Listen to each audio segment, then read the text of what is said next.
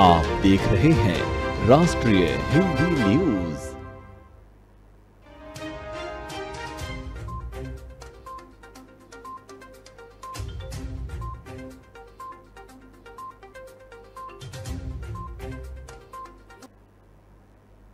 नमस्कार, राष्ट्रीय हिंदी न्यूज में आपका स्वागत है और आपके साथ हूं मैं अंजना राठौर। बढ़ते हैं कुछ खबरों की ओर। सुप्रीम कोर्ट ने अवमानना से जुड़े मामले में विजय माल्या को 4 महीने की सजा सुनाई है। कोर्ट ने इस मामले में विजय माल्या को 2000 रुपए का भी जुर्माना चुकाने का आदेश दिया है। साथ ही ये भी कहा है कि जुर्माना नहीं चुकाया गया तो 2 महीने की अतिरिक्त सजा होगी। इसके अलावा सख्त रूप से विजय माल्या को ये भी आदेश दिए गए हैं कि विदेश में ट्रांसफर किए गए $40 मिलियन 4 हफ्ते में चुकाए जाएं। जानकारी के मुताबिक सुप्रीम कोर्ट में 3 जजों की बेंच ने ये फैसला सुनाया है। इनमें जस्टिस यूयू ललित, जस्टिस एस रविंद्र भट्ट और जस्टिस सुधांशु धूलिया शामिल रहे। बता दें, माल्या ने न सिर्फ विदेशी खातों में पैसे ट्रांसफर करने को लेकर कोर्ट को गलत जानकारी दी, बल्कि पिछले 5 सालों से कोर्ट में पेश न होकर अवमानना को और बढ़ावा दिया है। माल्या को साल 2017 में ही सुप्रीम कोर्ट ने अपनी अवमानना का दोषी करार किया था। सुप्रीम कोर्ट ने 10 फरवरी को सुनवाई टालते हुए माल्या को पक्ष रखने का अंतिम मौका दिया था। कोर्ट ने साफ शब्दों में कह दिया था कि अगर अगली सुनवाई में दोषी पेश नहीं होता है या अपने वकील के जरिए पक्ष नहीं रखता है तो सजा को लेकर कार्रवाई नहीं रोकी जाएगी। दरअसल उसे डिएगो डील के $40 मिलियन अपने बच्चों के विदेशी अकाउंट में ट्रांसफर करने और संपत्ति का सही ब्यौरा न देने के लिए अवमानना का दोषी करार दिया गया था। बता दें, माल्या कुछ कानूनी दावपेच अपनाकर यूनाइटेड किंगडम में डेरा जमाए बैठा है। उसने वहां कोई गुप्त कानूनी प्रक्रिया शुरू कर ली है। जानकारी के मुताबिक यूके की सरकार ने न तो इस प्रक्रिया में भारत सरकार को पक्ष बनाया है, न ही उसकी जानकारी साझा की है। इस कारण माल्या को अब तक भारत नहीं लाया जा सका है। गैंगस्टर अबू सलेम को सुप्रीम कोर्ट से राहत नहीं मिली है। सलेम ने 2027 में अपनी रिहाई की मांग की थी।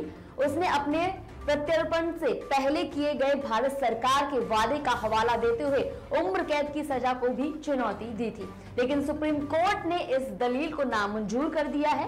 कोर्ट ने कहा है कि उम्र कैद का फैसला देने वाली कोर्ट प्रत्यर्पण के दौरान सरकार की तरफ से दूसरे देश को किए गए वादे से बंधी नहीं है। सुप्रीम कोर्ट ने सरकार से कहा अबू सलेम की 25 साल की सजा पूरी होने पर इस बारे में फैसला करे। कोर्ट के इस फैसले के बाद अब गैंगस्टर अबू सलेम 2027 में रिहा नहीं हो सकेगा। उसे 2030 तक जेल के अंदर ही रहना पड़ेगा। बता दें कि कुख्यात अपराधी अबू सलेम ने दावा किया था कि भारत सरकार ने उसकी कैद 2027 से ज्यादा तक नहीं हो सकती, लेकिन मुंबई के विशेष डाटा कोर्ट ने उसे 1993 के मुंबई बम ब्लास्ट समेत 2 मामलों में उम्र कैद की सजा सुनाई थी। 2005 में पुर्तगाल से प्रत्यर्पण कर भारत लाए गए सलेम ने सुप्रीम कोर्ट को बताया था कि उसे 2002 में ही पुर्तगाल में हिरासत में लिया गया था। भारत सरकार ने पुर्तगाल सरकार से यह वादा किया था कि उसे ना तो फांसी की सजा दी जाएगी और ना ही किसी भी केस में 25 साल से अधिक कैद की सजा होगी। अबू सलेम ने मांग की थी कि उसे रिहा करने के लिए 2002 की तारीख को आधार बनाया जाना चाहिए। इस हिसाब से 25 साल की समय सीमा 2027 में खत्म होती है। उसके बाद उसे रिहा कर दिया जाता है। सुप्रीम कोर्ट के जस्टिस संजय किशन कौल और MM सुदेशने की बेंच ने 5 मई को मामले पर फैसला सुरक्षित रखा था। आज जजों ने कहा कि विशेष डाटा कोर्ट के जज ने अपराध की गंभीरता और भारतीय कानून के हिसाब से फैसला लिया है। वो फैसला लेते समय भारत सरकार की तरफ किसी विदेशी सरकार को दिए गए वचन से बंधी नहीं है। बेंच ने यह भी कहा है कि सलेम की तरफ से पुर्तगाल में हिरासत में बिताए 3 साल की सजा का हिस्सा नहीं है। उसका भारत में प्रत्यर्पण 2005 में हुआ है। इससे 25 साल पूरे होने पर यानी 2030 में केंद्र सरकार उसकी रिहाई को लेकर राष्ट्रपति को सलाह दे। अगली खबर मणिपुर से है। मणिपुर सरकार को ड्रग्स के खिलाफ युद्ध में समर्थन देने के लिए मणिपुर विश्वविद्यालय छात्र संघ और मणिपुर विश्वविद्यालय आदिवासी छात्र संघ और सभी आदिवासी कॉलेज छात्र संघ आगे आए हैं। MUSU के एक पत्र में लिखा है कि अवैध नशीली ड्रग्स का व्यापार लगभग हर देश का एक पिछले दरवाजे का व्यवसाय रहा है। इस नशीली ड्रग के खतरे और इसके दुरुपयोग के लिए MUSU मणिपुर सरकार के ड्रग पर युद्ध अभियान की किसी भी कदम के लिए दिल से समर्थन देता है। मुख्यमंत्री एन वीरेंद्र सिंह ने ड्रग्स 2.0 पर युद्ध के तहत एक नई स्वव्यापात्मक अभिनव योजना पहाड़ी क्षेत्रों में पोस्ता की खेती के विकल्प के रूप में बागवानी फसलों की खेती शुरू की है। इस अवसर पर राज्य के बागवानी और मृदा संरक्षक विभाग के परिसर में बोलते हुए वीरेंद्र ने कहा कि उनकी सरकार ड्रग पर युद्ध अभियान के लिए प्रतिबद्ध है। वहीं मुख्यमंत्री वीरेंद्र सिंह ने MUSU के इस समर्थन पर शुक्रिया अदा करते हुए कहा कि एक बहुत ही उत्साहजनक कदम में मणिपुर विश्वविद्यालय छात्र संघ ने सरकार की ड्रग्स पर युद्ध पहल का समर्थन करने और नशीली दवाओं के खतरे के मुद्दे पर जागरूकता फैलाने के लिए विभिन्न गतिविधियों में भाग लेने का संकल्प लिया है। आप इस समर्थन के लिए आपका धन्यवाद है। बता दें, मणिपुर में पिछले कई दशकों से ड्रग्स का चलन चल रहा है, लेकिन अब सरकार की ओर से ही पहल करके इसे खत्म किया जा रहा है। प्रधानमंत्री नरेंद्र मोदी ने आज सुबह नए संसद भवन की छत पर बने राष्ट्रीय प्रतीक अशोक स्तंभ का अनावरण किया। उन्होंने नई संसद के काम में लगे श्रमजीवी से बातचीत भी की। राष्ट्रीय प्रतीक अशोक स्तंभ 9,500 किलोग्राम के कुल वजन के साथ कांस्य से बना है और इसकी ऊंचाई 6.5 मीटर है। इसे न्यू पार्लियामेंट बिल्डिंग के सेंट्रल फेयर के शीर्ष पर कास्ट किया गया है। प्रतीक के समर्थन के लिए लगभग 6,500 किलोग्राम वजन वाले स्टील के प्लेटफॉर्म का निर्माण किया गया है। नए संसद भवन की छत पर राष्ट्रीय प्रतीक की ढलाई की अवधारणा, स्केच और प्रक्रिया मिट्टी, मॉडलिंग, कंप्यूटर ग्राफिक्स से कांस्य कास्टिंग और पॉलिशिंग तक तैयार के 8 अलग अलग चरणों से गुजरी है। इससे पहले प्रधानमंत्री नरेंद्र मोदी ने प्रगति मैदान में ट्रांजिट कॉरिडोर परियोजना की मुख्य सुरंग और 5 अंडरपास का उद्घाटन किया था। ये परियोजनाएं प्रगति मैदान डेवलपमेंट प्रोजेक्ट का एक अभिन्न अंग बताई जा रही है। इस इंटीग्रेटेड ट्रांजिट कॉरिडोर परियोजना की कुल लागत 920 करोड़ से अधिक आई है। प्रधानमंत्री की ओर से जारी एक विज्ञप्ति में कहा गया है कि 920 करोड़ रुपए से अधिक की लागत से बनाई गई इस इंटीग्रेटेड ट्रांजिट कॉरिडोर परियोजना पूरी तरह से केंद्र सरकार द्वारा वित्त पोषित है। इस परियोजना का मुख्य उद्देश्य प्रगति मैदान में आयोजित होने वाली विश्व स्तरीय प्रदर्शनी और कन्वेंशन सेंटर तक लोगों को आसानी से पहुंचाने में मदद मिलेगी।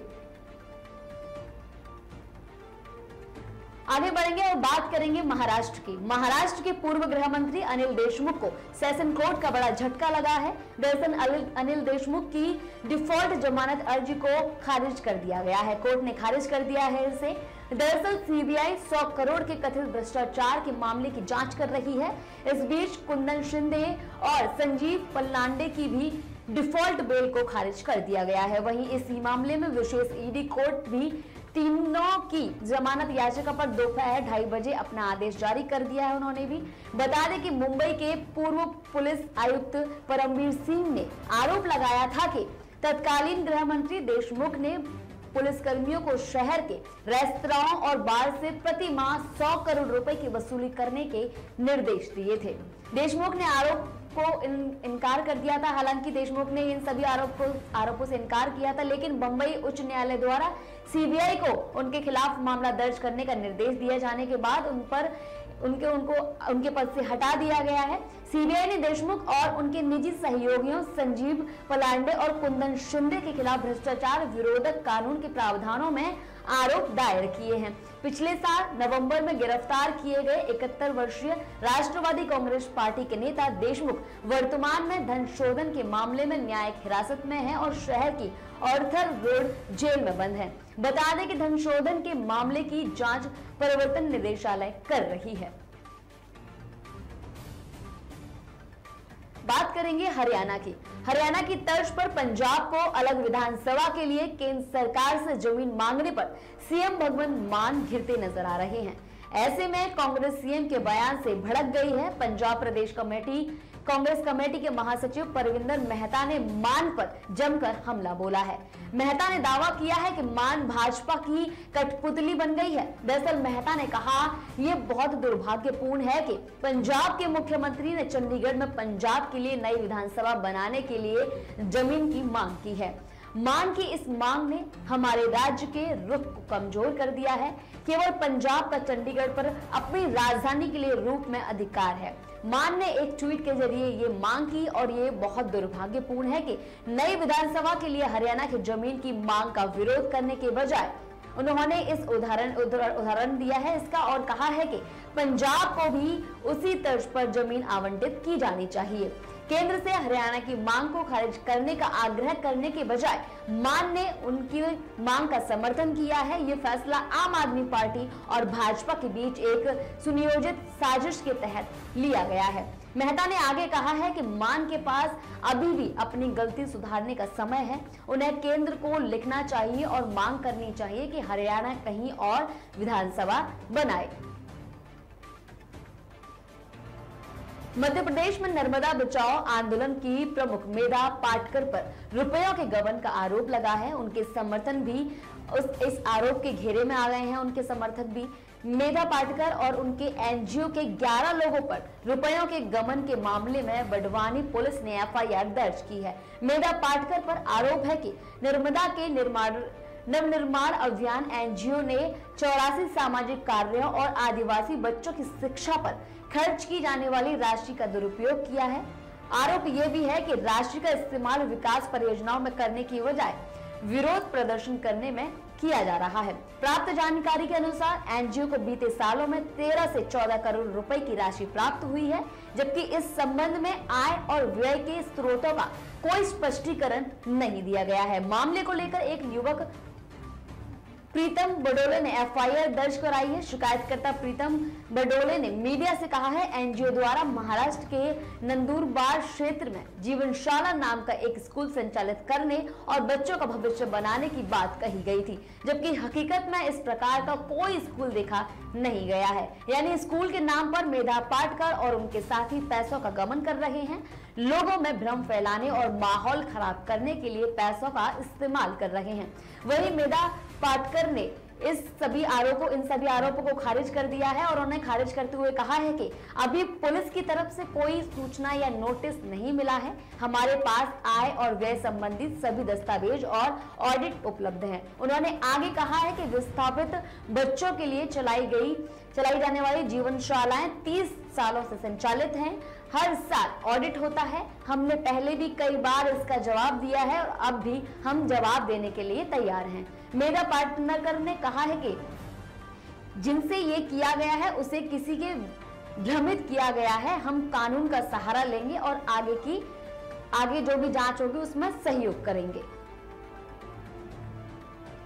कश्मीर में अमरनाथ यात्रा के बादल फटने की वजह से 2 दिनों के लिए रोकी गई थी। वहीं 8 जून को अमरनाथ यात्रा में बादल फटने से 16 लोगों की जान चली गई थी, लेकिन अमरनाथ यात्रा सोमवार सुबह एक बार फिर से शुरू कर दी गई है। सुबह से ही हजारों तीर्थयात्री ने पवित्र मंदिर के लिए अपनी यात्रा फिर से शुरू कर दी है। अमरनाथ की पवित्र गुफा के पास बादल फटने की घटना के बाद पिछले 2 दिनों से ये यात्रा बंद थी। वरिष्ठ अधिकारियों के अनुसार पहलगाम आधार शिविर से करीब 2 से 3 हजार तीर्थयात्रियों को चंदनवाड़ी की ओर से जाने की अनुमति दी गई है। तीर्थयात्रियों के एक नए जत्थे को पहलगाम के नुनवान बेस कैंप से पवित्र गुफा की ओर बढ़ने की अनुमति दी गई है। आपको बता दें कि अमरनाथ वार्षिक यात्रा 2 साल के अंतराल के बाद 30 जून को शुरू हुई थी, जो 2 मार्गों से शुरू की जाती है, जिसमें बालटाल मार्ग और पहलगाम मार्ग शामिल है। जबकि एक दूसरे अधिकारी ने कहा कि अमरनाथ यात्रा सोमवार सुबह जम्मू शहर की यात्री निवास आधार शिविर से शुरू हुई। 3010 तीर्थयात्री सुबह 4:30 बजे पहलगाम आधार शिविर के लिए रवाना हुए और 1016 तीर्थयात्री सुबह 3:30 बजे बालटाल आधार शिविर के लिए रवाना हुए। गौरतलब है कि शुक्रवार को एक बड़ी त्रासदी सामने आई थी, क्योंकि अमरनाथ मंदिर के पास ही बादल फटा था, जिससे वहां अचानक से बाढ़ आने से भगदड़ मच गई। बाढ़ आने से और भगदड़ मचने से 16 लोगों की मौत हो गई। इसके तुरंत बाद सशस्त्र बलों, आपदा प्रतिक्रियाओं बलों और जम्मू कश्मीर पुलिस की तरफ से रात भर के लिए बड़े पैमाने पर बचाव अभियान शुरू किया गया और हजारों लोगों को बचाया गया।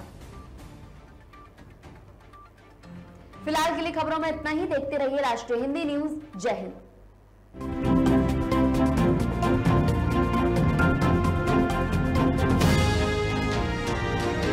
आप देख रहे हैं राष्ट्रीय हिंदी न्यूज।